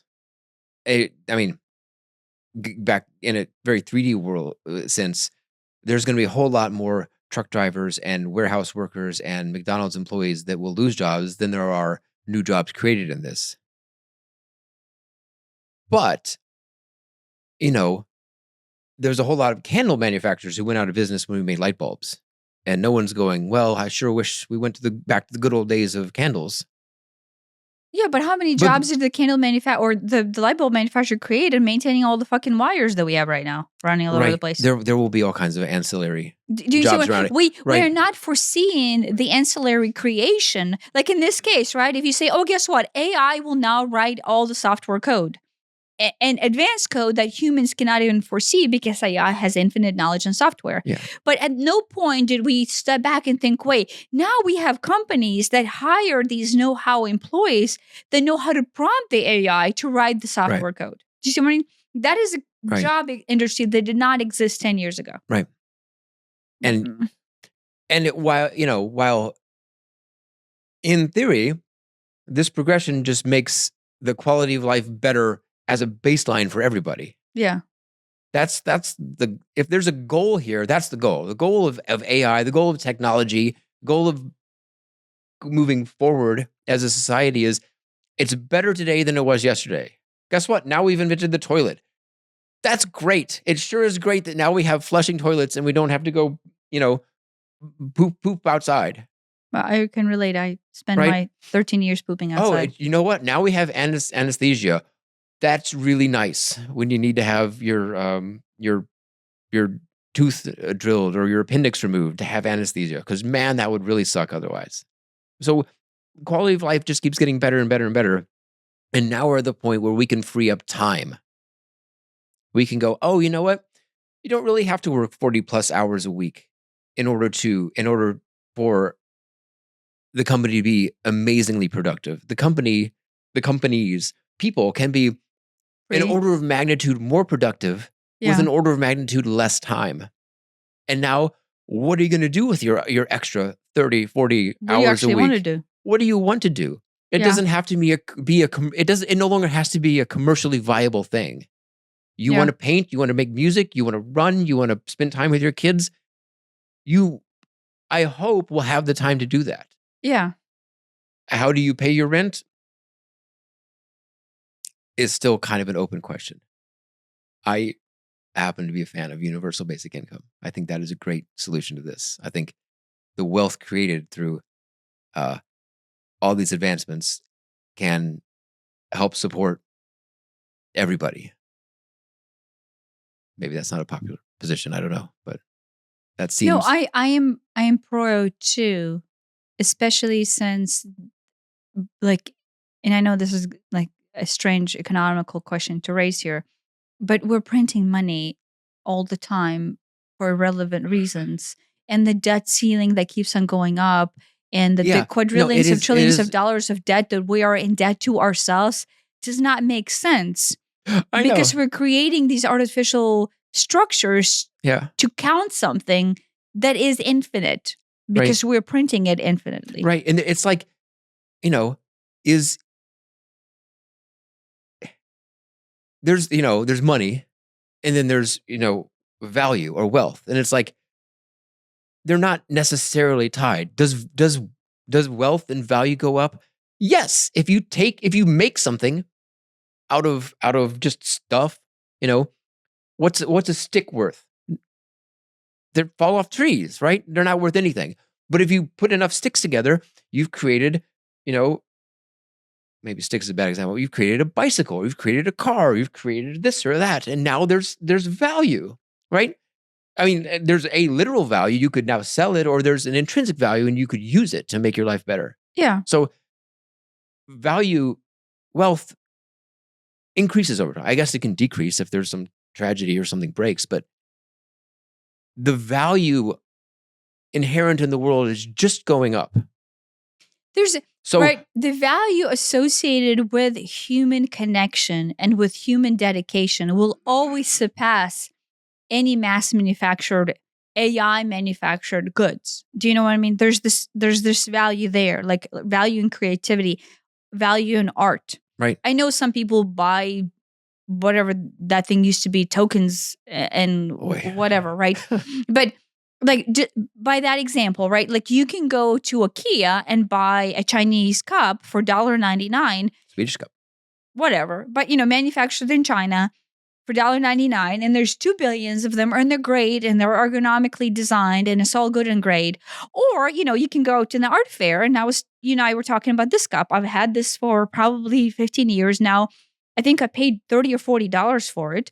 Right. But it was made by the human, and when I touch it, I can feel the human one-on-one element dedicated to this cup. It brings you joy out of proportion to however much you spent on it, even though that's much more than an IKEA cup. Yeah, 15 years ago, $30 for a cup Yeah. bar at an art fair, that Yeah. was a lot of money, right? Now, still till this day, I can go to IKEA and buy a $1.99 cup, right? Yeah. And It's fine. and have it serve its purpose. It works. But the connection of the human element that this delivers to me is worth, in this case, what, 20 times worth? Yeah. Or, 15 times worth than what an IKEA $1.99 cup would do. It almost seems like it's the world might turn into this like, well, here's all the mass market things that are dirt cheap.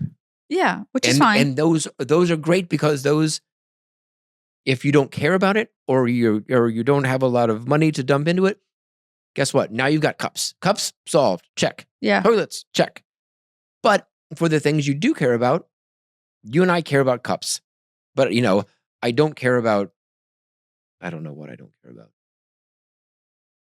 Let's say pillows. I do care about pillows. But let's, I'm trying to think. Lawnmowers. I don't care about lawnmowers. Well, I mean, I have mowed with cheap lawnmowers and I have mowed with good lawnmowers, and there's a big difference in quality of lawnmowers. Yeah, I'm trying to think of something. But there you go. Tesla is a mass manufactured car, right? There you go. There's an example, right? Mass manufactured. His goal is to basically have a car under $20,000 that is electric, that supports the basic needs of the economy, right? And sooner or later, like right now in China, you can go and you can buy a car in India under $10,000, $20,000 or rupees, whatever, and it can get you from point A to point B. But there will still be a market for, a 1967 Shelby Cobras. Yeah. Because somebody out there will have a value associated with, you know what? I have this connection to, the ICE engine, and I have this connection to the blah, blah, blah, blah, blah, blah, blah, blah. Yeah. And I want that gas pedal to feel a specific way. And I want that clutch. Yeah. And that is, a human experience that we're here to have and facilitate, that will still have its space, while still, under $20,000 electric Tesla will still have its space. Yeah. So the needs of the many are taken care of by the fact that cheap things are plentiful. Yeah. And then the desires of the specific desires of each human. That's what I want to say. Can also be, and so it almost turns into the best of both worlds, where yay, the mass market stuff is taken care of, and yay, the eccentric things are also taken care of. Yeah. But per human, I don't care about blinds. I want blinds to look decent. I don't care if you care about blinds, but I don't. Those blinds, they're fine. I don't care. It isn't something I have a strong opinion about. So it's great that we have whatever blinds those happen to be.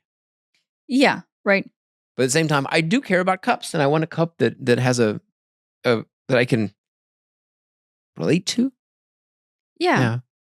No, there's a balance, right? There's a balance in automizing. Automizing? Automating? Automating the basic needs and taking care of needs, and AI can be responsible for that. But then it will open the system up to the, let's say, eccentric or specialized nuance of our particular preference. Artisans. Yeah, to where, guess what? It's worth for somebody to spend their time for $40 or $50 to make this cup. Yeah. And then I then value it enough to buy it. And they may or may not, dollars per hour making a cup may or may not be worth it. But they may, a lot of the things that I do that I enjoy, they're not money-making ventures. I'm not, I'm not making birdhouses because I'm going to get rich making birdhouses. I just happen to like making birdhouses. Yeah, the only way you can get rich making birdhouses is if you automate in the Chinese factory. Yeah. Yeah. Do you know what I mean? But but then there's a value on that birdhouse, and then there's a value in the birdhouse that you can buy from yourself. Yeah. No, well, we go to Target and I'm like, oh crap, here's a $3, $5 birdhouse. I can't buy the wood for that much, let alone the time. Yeah. But we still go to Lowe's and you still buy the birdhouse stuff. I enjoy making birdhouse. Yeah. We question that statement. Squirrel house is next. Yeah. No, yeah. I know we kind of run over time. But AI, good or bad, only time will tell. Thanks for listening. No. no, I mean, I can end on that. I guess what I want to once again emphasize is we have to set a precedence of what it means to preserve humanity and what is the definition of humanity before we turn things over to AI. Right. Not trying to doomsday ourselves in a Terminator style is, but we have to define humanity. Right. And if we're doing AI development without identification of humanity, and in fact, we're doing AI development to offset the existence of humanity, like some people are. Yeah. Right. If you're in AI development and you're currently living in the pain body of rage and fear because your mommy fucked you over when you were 6 years old, and then therefore you hate all women and you hate all people and you never want to trust anybody and you don't think human beings are inherently good, then guess what? Your AI will be anti-human. Yeah. And there's the cautionary tale right there. Yeah. Right. If you're having mommy issues, don't be developing AI. Right. If it's developed by people who love humanity, who love what the human potential is, who love what is the essence of the human experience, including the good and the bad. Right. As opposed to trying to mitigate the bad, right? If you're running away from the bad, guess what your AI will present? A bias towards your idea of everything that is bad. Right? There needs to be somebody out there who teaches people who are living in pain of how their personal biases is affecting the net representation of what AI sees humanity as. There's another job. Another job has been created in the future. For me? Well, for somebody. Oh. AI ethics coordinator. No, yeah. There should be an AI fucking ethics coordinator. Right? See? We're making jobs as we speak. And it's not about ethics. It is about responsibility of I could run for office on that. No. Do you see my point? I do see. I 100% There needs to be an oversight.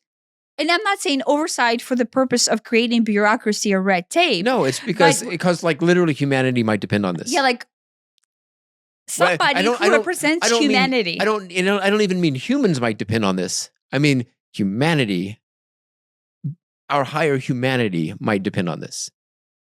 I do not think there's some future where AI wipes out all human life. No, I don't think that that's anywhere close to likely. That is a science. I think that is a science fiction thing. It's like, but I think that was a cautionary tale in order to make us understand the value of humanity. Much more likely is AI changes our way of life in a way that is antithetical to what you and I believe it should be. Well, but you know what you and I believe it should be, in my case, is just the propagation of the prime directive that we have come here to facilitate, which is an experience into humanity. It being physical, it being metaphysical, it being multidimensional, it being conscious, subconscious, aware, not aware. Yeah. That is the essence of humanity. Yes. Right? That with awareness on an overlooked standpoint, that is the essence of humanity. As opposed to being in the depth of the shithole that is your pain, and you don't even see that is the essence of humanity, and you're just drowning in pain. Yeah. You cannot create AI for the greater good if you're drowning in pain. Yeah. Sorry, I'm yelling. No, I feel so... Tell me how you really feel. No, I feel so passionate about this because I see this pivotal point right. of where it will go left unchecked to our personal trauma of self. And that is why it is extremely important right now to start to bring awareness to our personal responsibility. Like not personal responsibility even as a group, as an individualized responsibility. And then to see what that responsibility looks like based on the role that we play in the Humanity 101 right now. Like my position on earth right now in 2024 is X. What is my net reach? And then I'm then responsible to propagate the essence of humanity into that net reach. And if I'm blind to my fucking responsibility into actualizing myself outside of my pain body and seeing the greater potential, not through pain, but through love, like through open heart space, Yeah. then future can happen. Yeah. You're going to make it better or make it worse. Right. I'm sorry. I will keep on going. We're like 2 hours over in, I think. I'll finish. This might resume. Stay tuned for part 2. AI part 2. The rant continues. Like, thanks for listening. Thanks.